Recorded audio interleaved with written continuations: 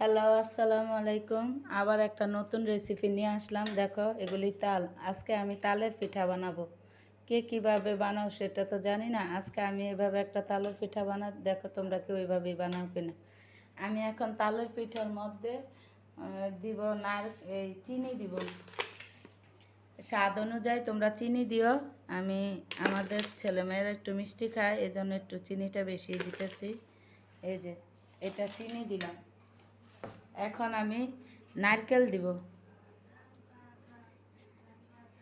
এই যে নারকেলটা দিলাম, নারকেল দিলাম।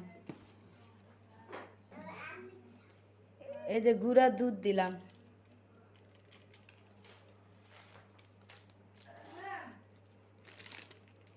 এই যে গুঁড়া দুধটা দিলাম।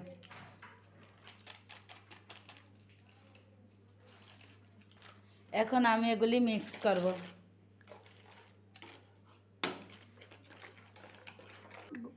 এখন আমি এই যে 2 চামচ আটা দিব। বড় চামচে 2 চামচ দিলাম। এই যে 2 চামচ আটা, লাগলে পরে দিবনি। 3 চামচ দিব এই যে চাউলের গুঁড়া। এটা হলো চাউলের গুঁড়া, আমি এটা ফ্রিজে রেখে দিয়েছিলাম, ডিপ ফ্রিজে। এখন এটা এই যে 3 চামচ দিচ্ছি। এটা আপনাদের তাল অনুযায়ী আসলে দিবেন, তা যে যেরকম তালটা নিয়ে থাকেন ওইভাবে নেবেন। এই যে এখন আমি 2 চামচ বেকিং পাউডার দিলাম। এটা একদম খেতে কেকের মতোই লাগবে, মানে কেকের মতো লাগবে না, এটা ফুলা ফুলা ভাব হবে কেকের মধ্যে। 2 চামচ দিয়ে দিলাম। ওই যে এখন আমি লাড়ব এটা। এই দেখো আমার গোলা হয়ে গেছে। এই যে এরকম হলে তোমরা এটারে মনে করবে ঠিক হয়েছে। হ্যাঁ, এই যে এখন তেলের মধ্যে দিলাম, তেলটা গরম হয়ে গেছে। একটা একটা করে দেব, কম আছে তেলের এই পিঠাগুলি দিতে হয়, নাহলে এগুলি তাড়াতাড়ি সিদ্ধ হয়ে গেলে ভিতরে হবে, সিদ্ধ হবে না, পরে আরেকটা সমস্যা হবে। এই জন্য তেল কম গরম থাকতে দিতে হবে। এই যে আমি দিয়ে ফেললাম, ছোট ছোট করে দিচ্ছি, এগুলি ফুলে বড় হয়ে যাবে। এই দেখেন, কে কে তালের পিঠা পছন্দ করেন সবাই কমেন্টে জানাবেন কিন্তু।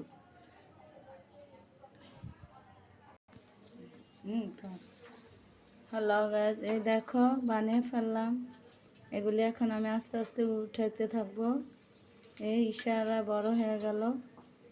এই যে একটা একটা করে এখন আমি উল্টাতে থাকবো, একটা একটার সাথে লাগে না। দেখো আমি চালের গুঁড়ো দিয়েছি, আবার আটাও দিছি, তারপরে পিঠাটা কত সফট। অনেকে দেখি এই যে চালের আটা এগুলি দিয়ে বানায়, তারপরে এত শক্ত পিঠা। আমার কাছে আর কি, হয়তো অনেকের কাছে শক্ত ভালো লাগে, আমার কাছে শক্ত ভালো লাগে না। আমার কাছে হলো বেশি শক্তও না, বেশি নরমও না, একটু সফট টাইপের কেকগুলো আমার ভালো লাগে, তালের পিঠা। তোমাদের কাছে কেমন লাগে বলবা তোমরা। এই দেখো আমার পিঠাগুলো কত সুন্দর হয়েছে, অনেক সুন্দর আর অনেক ফোলা ফুলছে। দেখো কালারটাও দেখো। এই যে আমি কিন্তু চালের গুঁড়ো দিছি, আটাও দিয়েছি। আমি আগে চালটা মানে ভাঙে ফ্রিজে রেখেছি ডিপের মতো, এখন এটা দিয়ে বানাবো। তোমরা এটা ট্রাই করে দেখো কেমন হয় পিঠা। দেখছো কত সুন্দর পিঠাগুলি, অনেক সুন্দর হয়েছে, অনেক কালারও সুন্দর হয়েছে।